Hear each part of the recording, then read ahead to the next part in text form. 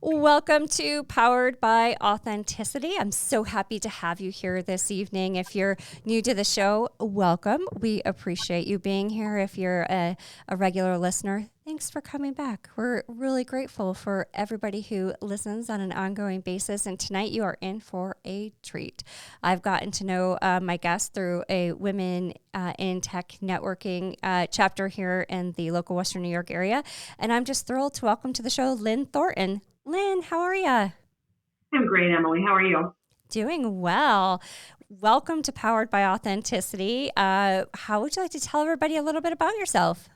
Yeah, absolutely. So currently I am in a couple different roles. I'm a Senior VP of Channel Activation for JSG, which is the JS group. And then I also recently obtained my Leadership and Executive Coaching certification from University of Buffalo this year. I've been married to my husband, Bill, for 34 years. We have two sons. The youngest is just finishing up college in 2025, and I have one more tuition payment to go, and then I'm done. I'm so excited. And then the oldest son has a history degree. All right. And Lynne, active Buffalo Bills fan? Yeah, very active Buffalo Bills fan, and I just cannot believe what we saw in this recent game with Kansas City Chiefs. So I'm hoping by the time this recording is out, we'll be making it to playoffs and Super Bowl, right? We're Super Bowl bound this year. You can just feel it. Yeah. Well, awesome. Well, welcome and thanks for being here tonight. And we like to get to know our guests a little bit on a personal level. And being from Western New York, we're about to enter our favorite season, which is the winter season. Is there any winter activities that you just love to do every year? No. Go cruising? That is exactly it. So it's really funny that you asked this question because I am not a winter person. Oh.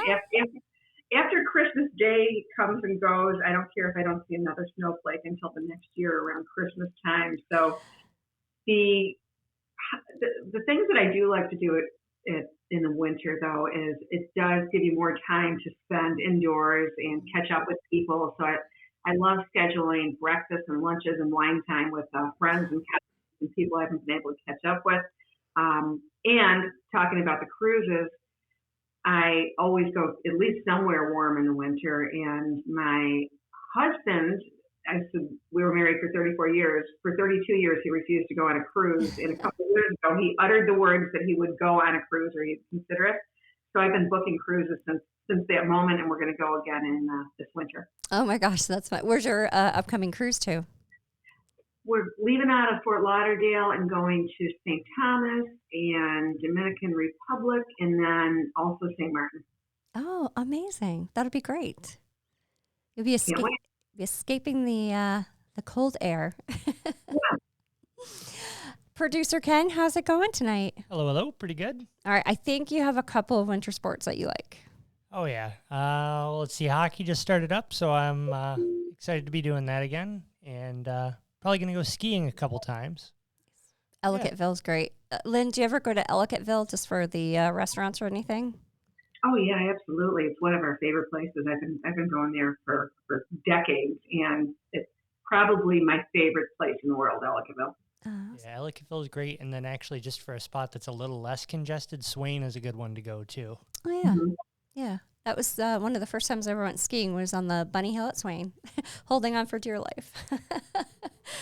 I like Ellicottville so much that our one of our dogs was named Madigan. Oh really? From the famous bear there. Oh my gosh! Oh, that's adorable. What kind of dog do you have? The current dog's name is Luna, and she is a rescue from Colombia, South America. So she's a mix and a mutt, and just wonderful. Oh, I love that. Well, I'm a big go outside and make snow angels type of gal. So that's my big winter activity. Nothing too fancy. Sounds like you embrace it more than I do. I try to. Well, you mentioned your current role with JSG. I'd love to hear about that, and how you got started. Your role there. So share a little bit about that role. Yeah, and the simplest way to put it is I have clients, I meet with clients that are in the technology channel. I first learn about their businesses and then ask a lot of questions about what problems they want to solve. And then I go back with my peers at JSG and the team develops custom strategies and programs to help my clients grow their business. So that is it in its simplest form. Yeah, I've done something similar in the past, and it's fulfilling to hear their problems and to be able to solve them and to like really help people in the community and these organizations where they need help. Yeah, I've learned through these roles too. It's better to be a listener, right, and listen to what they're saying and really uncover what they need. Yeah, and I think that's just such a it's a unique skill set that not everybody has, right? To be able to pause and to really listen and then take what you've heard and move that into something tangible from a solution perspective. Yeah, absolutely, and it's really it's helped me be successful so far in this role. That's amazing. And you also mentioned that you've recently got your coaching certification. And so it sounds like maybe, along with staying in tech, you're going for a little bit of a pivot in your career. Would you like to talk about that? The coaching pivot or just Yeah. any in Yeah. general. Yeah, yeah. So what happened is I was interested a few years ago. A friend of mine got her coaching certification, and I was very interested and intrigued by what she had said about becoming a coach. And I had planned last year to join UB's program to get a coaching certification, more from the perspective of I want to be able to use it not only to coach leaders and executives and great individual contributors, but I'm very interested in being able to coach people, especially younger people that are struggling with their careers or career choices. And I want to eventually segue into getting very specific with that. Yeah. That's such an important topic right now. I think there's a subset of young individuals who are just either in their second or third year of college, but then also moving to the career sector. And it's so hard. Like they faced COVID in the midst of what should have been a great time in their life. So the work I think with that group is going to be so important. Yeah, and that is I believe that group is my personal sweet spot because in my prior role, I was a leader of a very large group, and I saw that firsthand with especially individuals earlier in the career, really wanting and seeking help and advice on what to do. And we also had built a women's forum, and we really many of the female executives helped mentor and coach and guide a lot of women at all levels of their career, and it's very interesting and it's very fulfilling. Yeah, absolutely. And it sounds like maybe you've had to have make other pivots in your career. Does anything stand out as far as a time, that maybe you've had to really say, okay, I've been doing this, kind of like, adding on the coaching aspect now. Have there been any other pivots in your career that really stand out as like moments where you're like, okay, something's got to change? I, I've had two or three huge pivots, and I'd say that the first one, which like totally pulled me out of my comfort zone, was with my prior company. I was asked to lead building a sales and customer support team in the Philippines, and I was somewhat assigned to do that. It wasn't something that I said, "Hey, I really want to do this," because it was. I mean, the Philippines is on the other side of the world. I was very nervous about traveling to the Philippines. Sure. It was, you know, very a great unknown to me. And then the other thing is, I truly questioned whether I could be successful in building this team. And it took months and years. I went there 15, 16 times.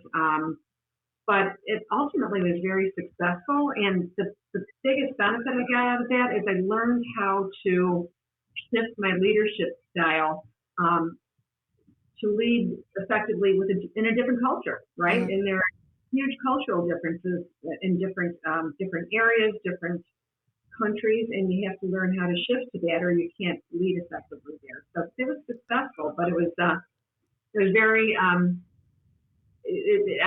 was very apprehensive. And now I have people there that I consider my closest friends. So it was such a great experience and worth all the apprehension, and I gained so much from it.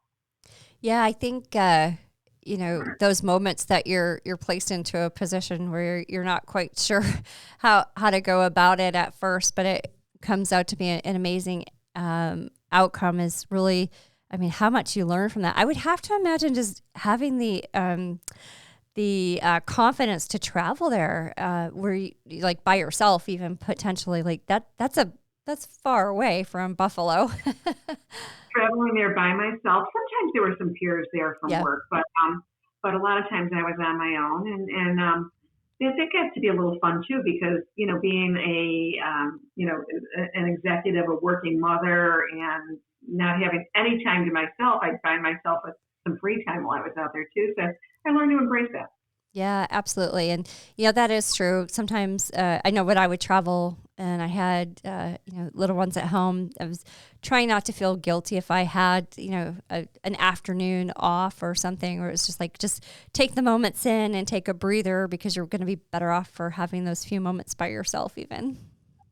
Yeah, no, absolutely. And it was interesting. At that point in my career, what we ended up doing is having my husband stay home with the kids, because we just couldn't pull off, my job being, as demanding as it was with the travel and the responsibility, and then him being in a very high pressure sales role. So he stayed home. Yeah, I love that. I something similar. Well, my husband, stayed home from a work from home perspective before it was the cool thing to do.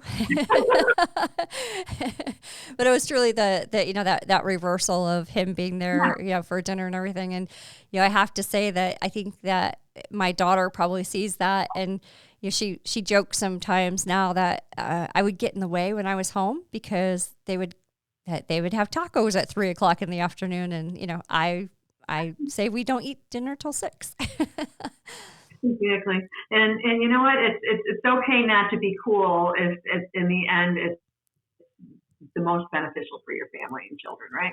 Yeah, absolutely. Absolutely. And, one thing I kind of want to talk about, thinking about that actually, and our kids, and, kind of how they see us maneuver through our careers. Right now, there are so many women who are facing a move from their current employer, either through layoffs or, I've heard a lot about the mandatory return to office, which is just so disruptive to a lot of families at this point. And they're really thinking about branching out on their own. I think it's a unique time and a unique position that we're finding ourselves in the industry right now. Any thoughts on that? Yeah, I have a lot of thoughts on that, because one of I mentioned I have a few pivot stories, but one of them is I found out middle of last year I found myself set free from my employer, and there was a huge change, right? Yeah.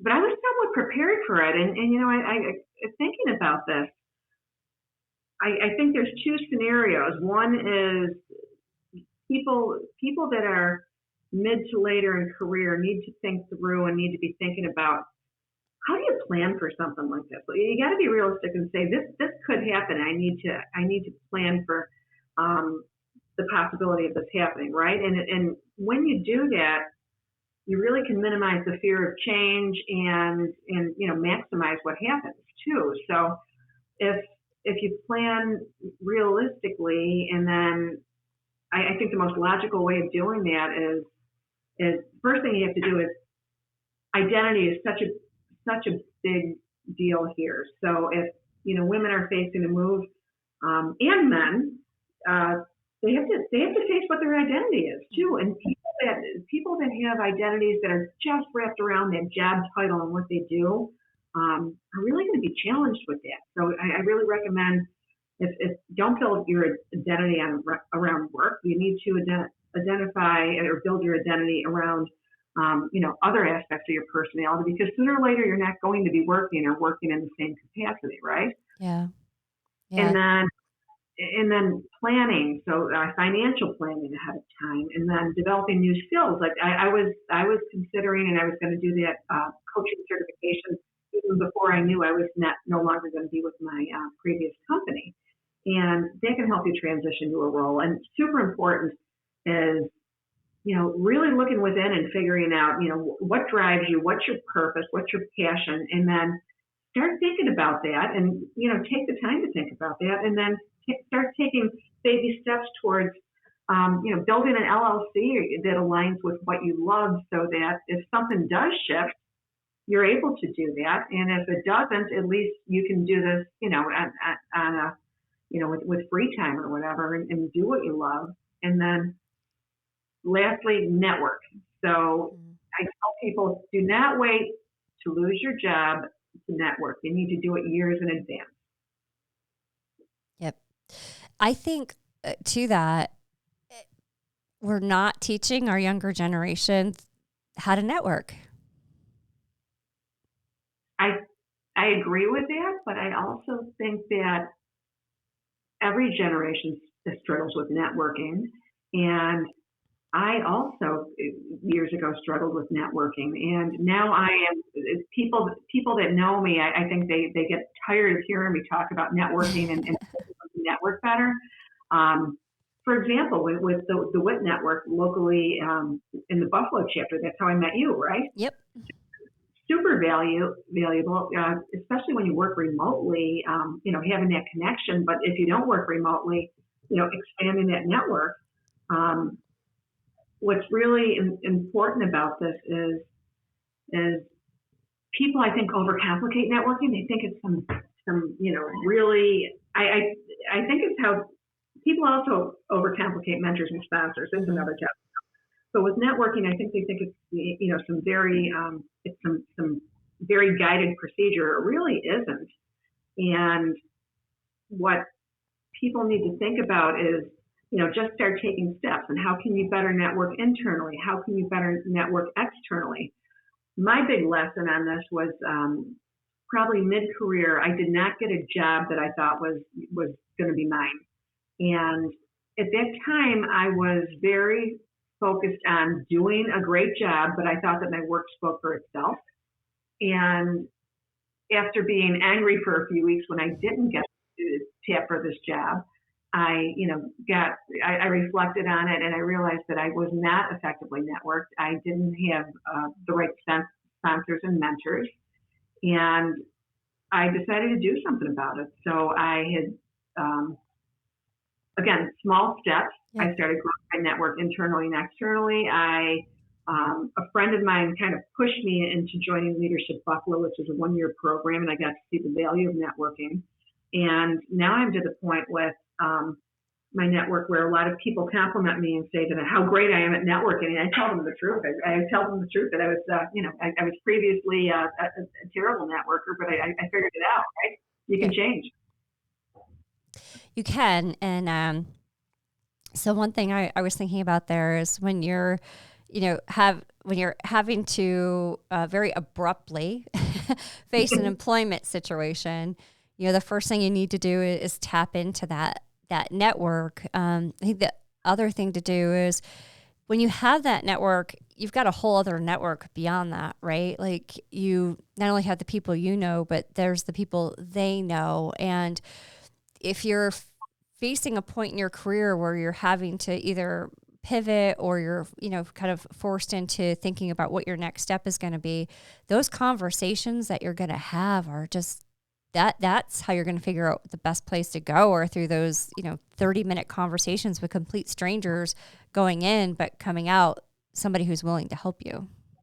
Yeah. And that's exactly what happened to me last year. And I got to see I got to practice what I preach and got to see the value of my network firsthand. So what happened is I, at the time, you lean heavily on your friends and your network. And one of my favorite people in my network was Janet Shines, who's the CEO of JSG, which, I currently work for. And I always had a couple conversations a year with her, but she reached out shortly thereafter I was set free from my employer and asked me to join her team. So it was proof that networking works and people know you and they know your work and they know what you're all about. And it leads to huge opportunities. And I'm really enjoying what I'm doing. It was a shock to go from a company, a very large corporate environment with thousands of people, to a smaller company that has about 20 people. But it's been great. Yeah, I had something similar. So I had been part of a layoff, and I had posted on something on Facebook, and somebody who I had worked with 20 years ago said, "I think I have something for you." So what was a very scary situation started to get a little bit easier, because this person who I'd known had worked with 20 years ago just happened to know somebody in her network who needed help. And, from there I've been kind of, branched out on my own, just because of that one simple little Facebook post, and so you never know who has, a support opportunity for you that unless you put it out there and, talk to people and just put it into the universe, you never know what's going to happen.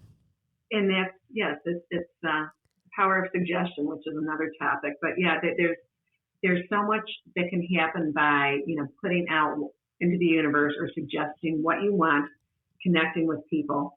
And then I always tell my boys that too. It's you need to just there's nothing wrong with putting out the ask and seeing if somebody says yes. Yep.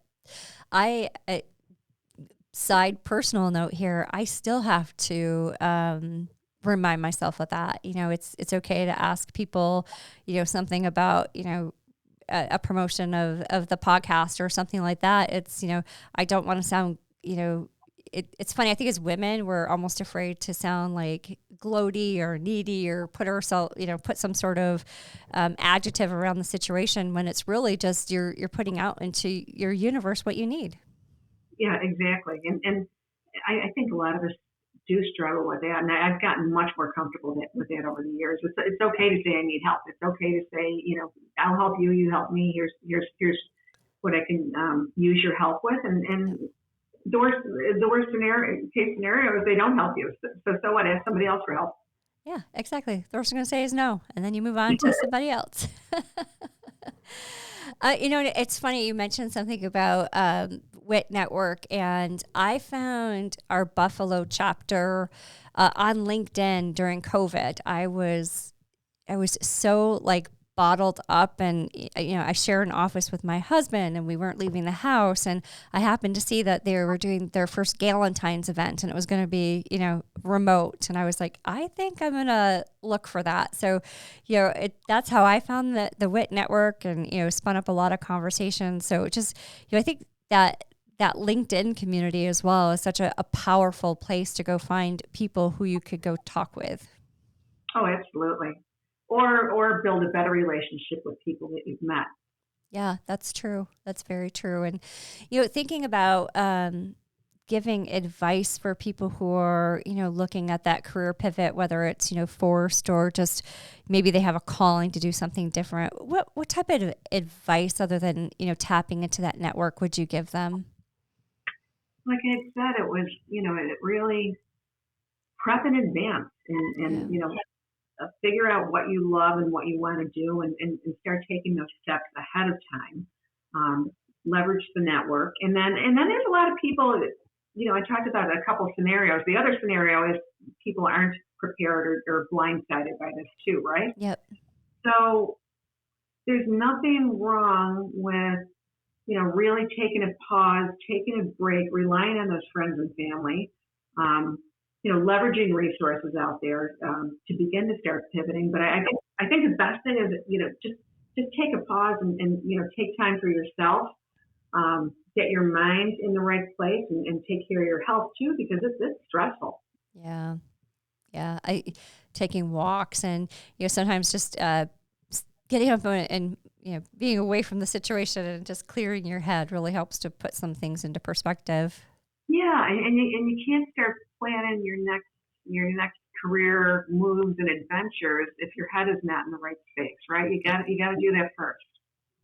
Yeah, I agree. Taking that kind of that baggage, if you will, into the next part of your career and the next steps of life, where it's almost harmful. You're bringing a negative situation to something that could be so positive. Mm-hmm. Exactly. And that negative mindset, you can make bad decisions. Yeah. Yeah. The other thing I was thinking about, so I'll share just a funny side story. I think if I were to ever leave tech, I want to go to building charcuterie boards because it brings me joy. Well, they would bring a lot of people joy too, right? Who doesn't like eating those, right? Yeah. But I think it's things like that where you almost, what does bring you joy? And can you build a side hustle from it, and that side hustle I think it also gives you an insight into what a career in that field would ultimately be like. Yeah. And I'd buy one from you. All right, awesome. One thing also that I know I personally did this year is I hired a coach. I wanted to pivot and expand my speaking career. I couldn't do that really on my own. It helps to have somebody provide that guidance. So, what are your thoughts on getting a coach? Helping you get to that next level. What advice would you give somebody who's looking for a coach? What's a great way to find the right person? Yeah, let's talk about first the why you should have a coach. Yeah. And I just, oh my gosh, this opened my eyes taking this course and getting the certification, and then actually coaching people. And whether if you are the best leader or individual contributor ever in the world, you can still benefit from a coach. And what coaches can do is and will do is they'll help guide the person to understand what their strengths are, what areas they need to focus on, what they value. So when you know what you value, you can also understand, if you know what you value, what type of role you would most be interested in or what aligns with you. And then what coaches do too is they gather real-time feedback from people's managers and peers. And then there's also a lot of assessment data that is available that coaches can put together. And basically what happens is through these coaching sessions with all of the information and an open-minded coachee, the coachee can start putting together a very tangible development plan that can help them achieve whatever they want, whether it's their current role or a new role. So many benefits to coaching. And I wish I would have done this 20 years ago.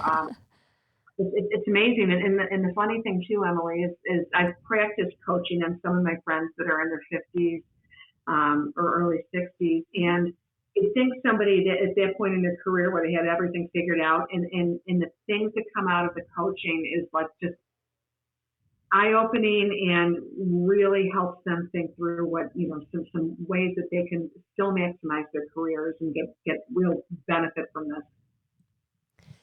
Yeah. The other thing is sometimes even, in your mid 50s, you're from your career perspective, you find yourself in a moment where you're like, I've gone through this before, I understand it before, but maybe it hits you different. Maybe there's a different way, and just having somebody available to you that can help you talk through that situation, help you realize, the different points, and to your point, really maximize that conversation and what it means to your career. Like, I think there's just such value in that.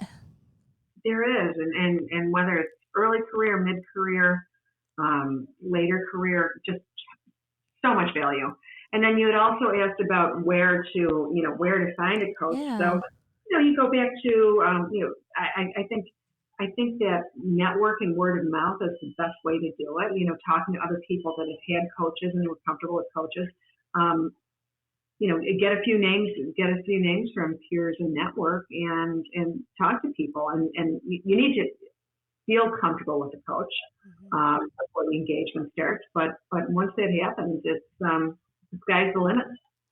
Yeah, and I think too, just making sure that it's not somebody who, I don't know about you, but I've seen some things recently where people are just trying to cookie cutter the coaching experience. And I think every person's just so unique that going into it, your coach needs to accept the uniqueness of the person that they're going to be guiding. So, yeah.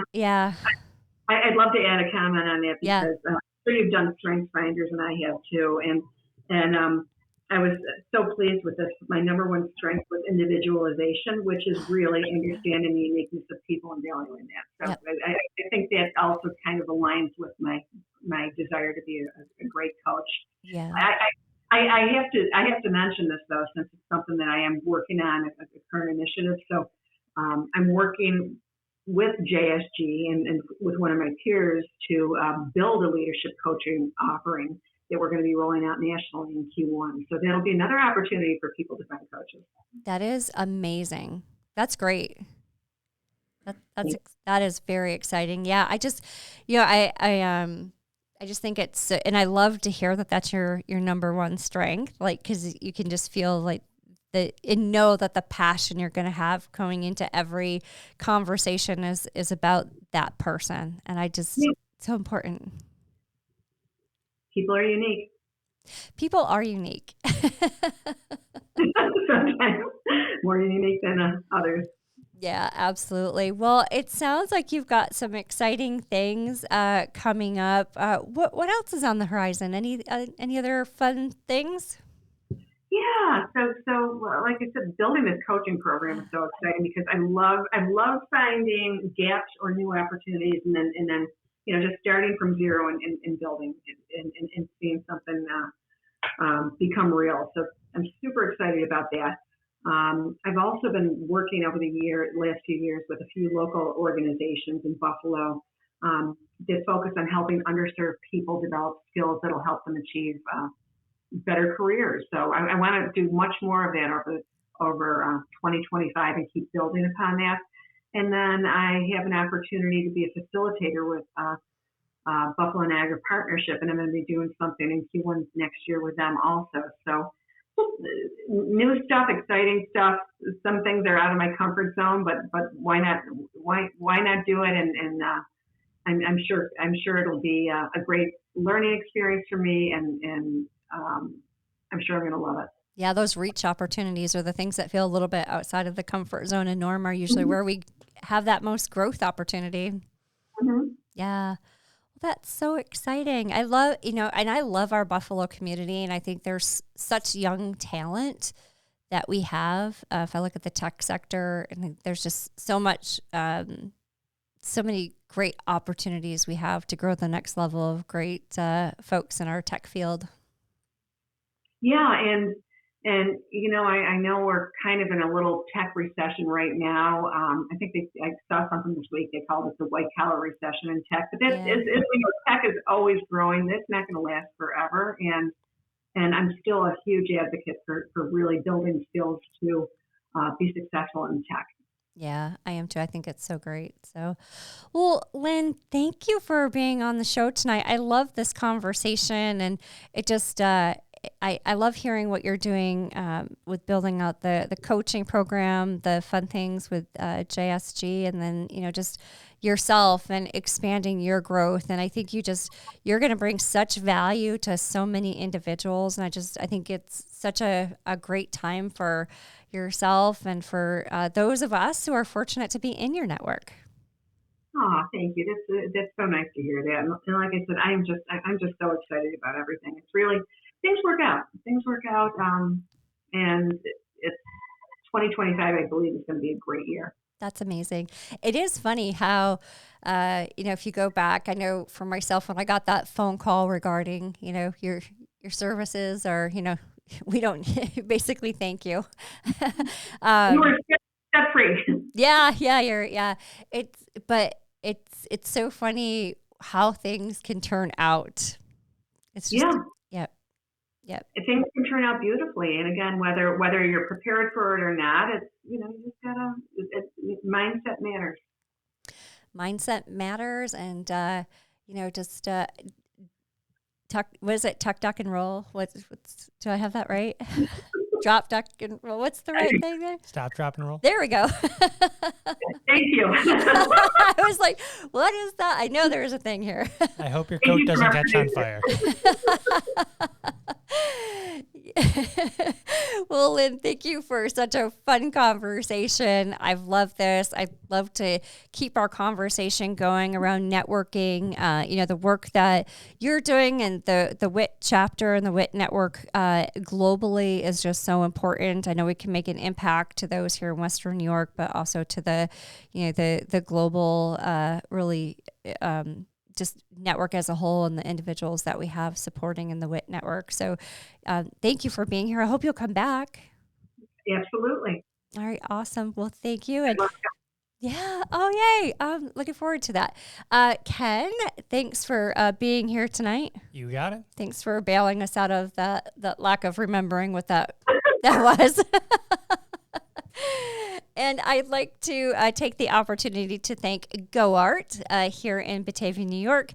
They provide us the use of their podcast recording studio in an effort to help the podcast grow and the platform continue. And I just can really super appreciative of everything that GoArt does here to support Powered by Authenticity. And Lynn, again, it was such a pleasure to have you on the podcast tonight. Oh, thank you. Thanks for asking me. It was super fun. Oh, it was great. All right. I hope everyone has a great rest of the week.